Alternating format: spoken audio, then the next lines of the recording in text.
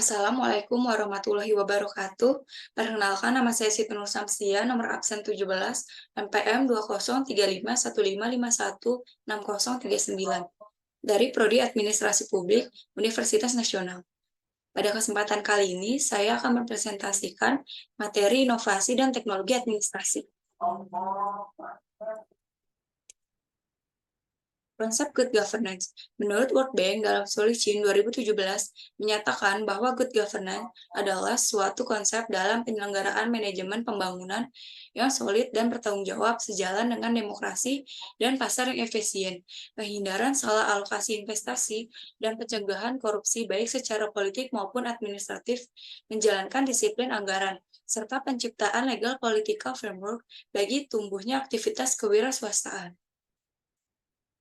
Prinsip-prinsip good governance menurut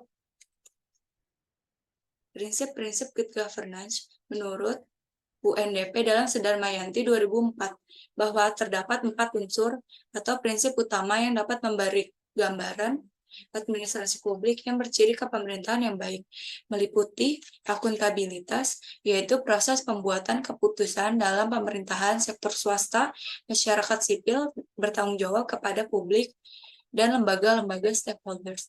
Kedua, transparansi, yaitu pemerintah harus dibangun atas dasar kebebasan arus informasi.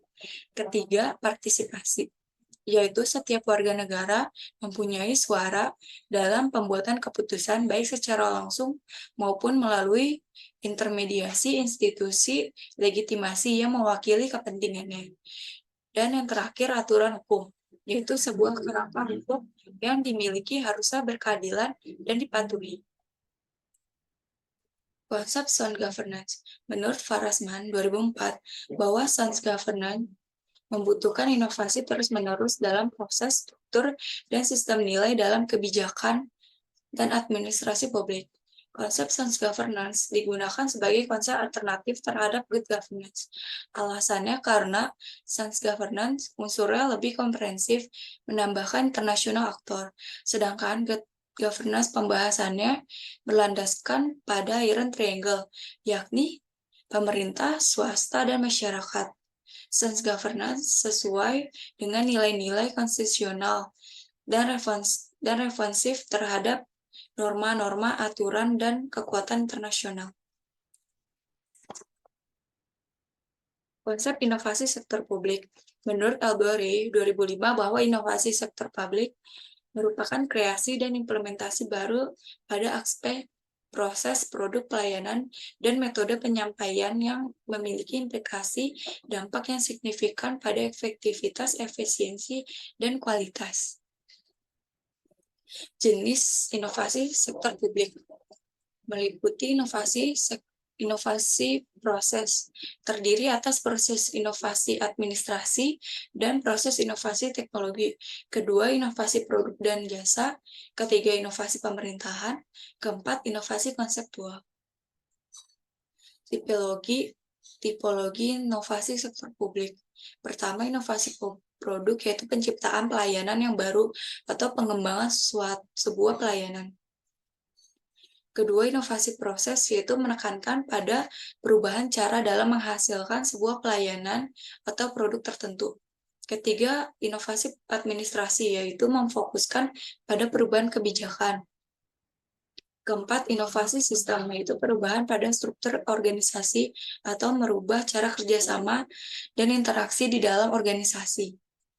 Kelima, inovasi konseptual, yaitu perubahan pada cara pandang dari aktor yang terlibat sehingga lebih komprehensif dalam menyelesaikan masalah. Dan yang keenam, inovasi radikal, yaitu perubahan radikal pada rasionalisme atau merubah cara pandang dari pemberi pelayanan.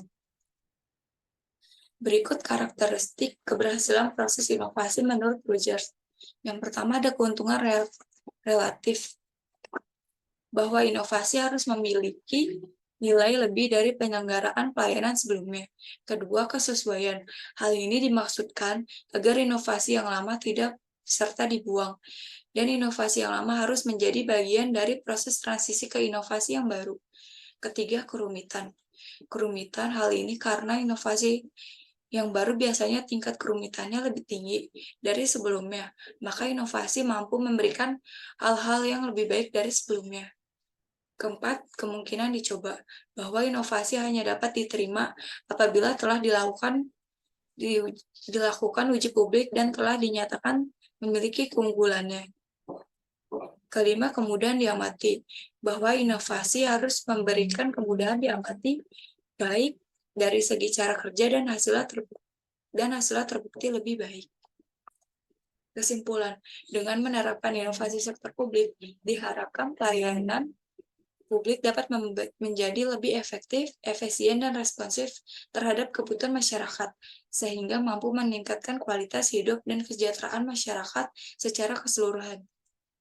Sekian presentasi dari saya, kurang lebihnya mohon maaf. Terima kasih.